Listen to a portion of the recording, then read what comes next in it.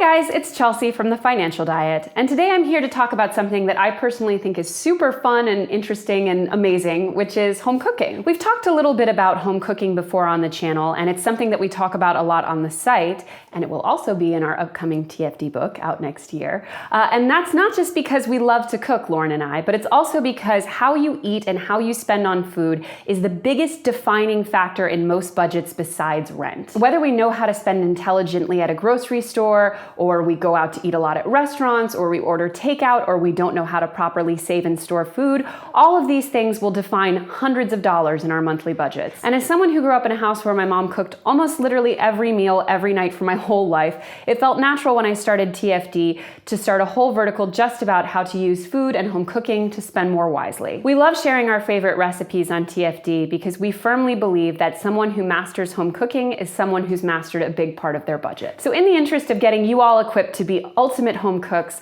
we put together our 10 biggest things that everyone should know how to cook for themselves. With these items, we really focused on templates and very malleable recipes that allow you to make use of everything you have in your kitchen and are also usually things that you can store well. So without further ado, number one is a stir fry. Whether it's based with basil, ginger, garlic, or all of the above, a good basic stir fry will allow you to make use of almost every protein and vegetable you have on hand. You don't need a wok, although they are helpful, and more importantly, stir fries are one of the best ways to get into more complex Asian cooking. Two of my favorites right now are Thai basil stir fry and a curried stir fry, both of which are super easy to make. Number two is quiche. I'm gonna let you in on a little secret about quiche. If you have eggs and milk, you can basically make a quiche. I'm partial to crustless quiches myself, A, because they're easier, and B, because they're healthier. But they also mean that you need essentially no special ingredients. And while there is an ideal measurement for the milk to egg ratio to make it the perfect level of fluffiness, it's almost impossible to mess it up. Basically, whatever leftover proteins or vegetables you have on hand should find their way into a quiche for brunch the next day. Quiches are easy to freeze and great to reheat. You can even get extremely Pinteresty and make mini quiches in a muffin tin to be your breakfast every day. We'll link you below to a TFD original recipe, which is one of our favorite quiches. Number three is a bean soup. Whether it's chili or red beans and rice or a bean vegetable soup or whatever, beans are great because they're full of protein, they keep you satisfied, and they're cheap as hell. I have like 5 bean soup recipes that I cycle throughout the cold months, and they use everything from rice to pasta to protein to whatever.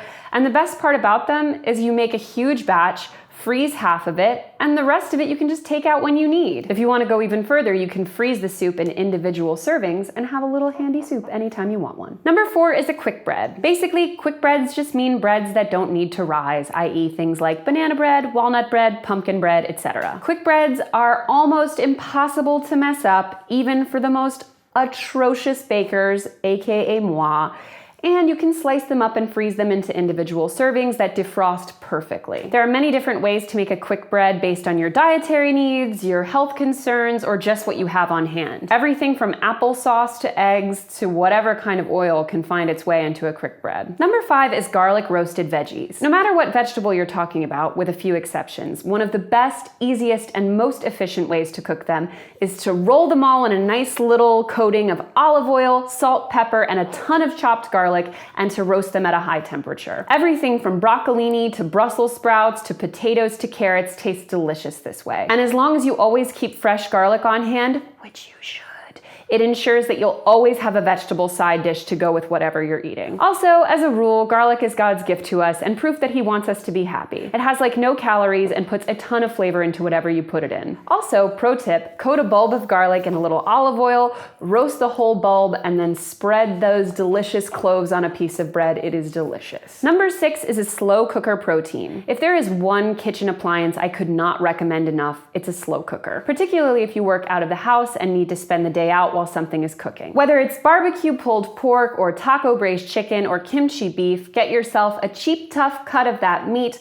put it in your slow cooker and let it cook. This is the perfect thing to make in bulk because not only does it freeze super well, slow braised meats are the perfect things to put in everything from tacos to lettuce wraps to sandwiches to even soups. Plus, it's always satisfying and delicious for those nights when you really want to order takeout. Number 7 is a roux-based pasta. Basically, a roux is what happens when you brown butter and flour together and slowly whisk in milk. It becomes the base for all of your favorite creamy sauces, especially those cheesy Alfredo tomato-y ones that you love to put on pasta. Knowing how to make a basic roux ensures that anytime you have butter, pasta, flour, milk, and at least one cheese on hand, you can make a satisfying, awesome dinner. And it's not only delicious, it's one of the most inexpensive things you can make. Number 8 is roast chicken. Knowing how to make a basic roast chicken with all your favorite herbs and spices is basically crucial to becoming a home cook if you eat meat. A, there are endless variations in how you can make the chicken in terms of flavor, from jerk to French herb. But B, one roast chicken means like a week's worth of meals. My personal favorite roast chicken recipe is a bit of a family heirloom, and it's going in the TFD book, so I can't really spoil it, but I will say one of its biggest components is about 10 million cloves of garlic in the chicken's butt. And before you ask,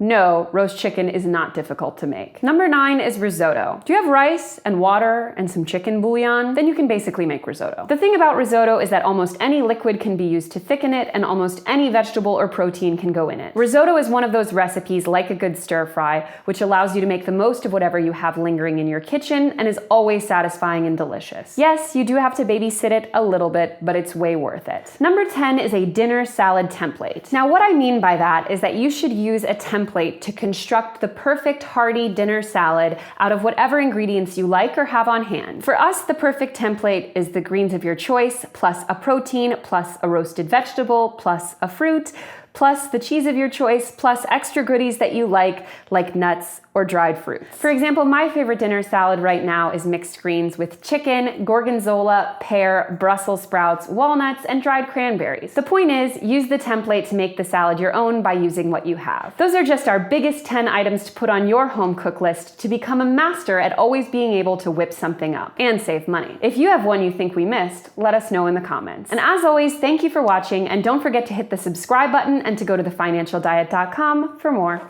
Bye!